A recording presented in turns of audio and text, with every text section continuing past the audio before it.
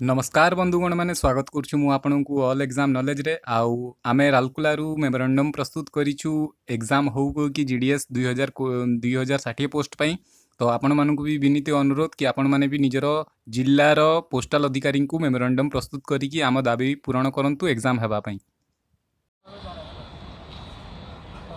आपण मैंने भाई कुआड़े आसते भाई आम जो जीडीएस पदवी 2060 पदवी जो बाहरी मार्क अनुसार जो चयन प्रक्रिया चलती आम से कहूँ कि बिना मार्क परीक्षा करा जाऊ त्वरान्वित हो परीक्षा करा हो आ परीक्षा माध्यम ही सबू एग्जाम कंडक्ट करा जाऊ और पिला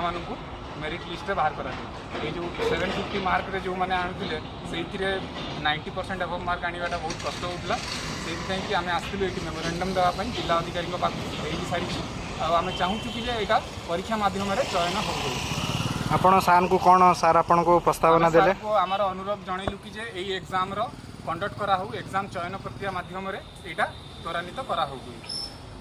एथिपाई राउरकेला केते पूर्ण सहमतता अछि आमे हमर राउरकेला सुंदरगढ़ डिस्ट्रिक्ट रो आमे हमर मेमोरेंडम प्रस्तुत कर देइछु जिला अधिकारी को सामने पोस्टल अधिकारी जे अछंती ताको आमे हमर मेमोरेंडम दे देइछु आ सब जिल्ला रे भी चली आमे हमर सुंदरगढ़ डिस्ट्रिक्ट रो पोस्टल अधिकारी को हमर समन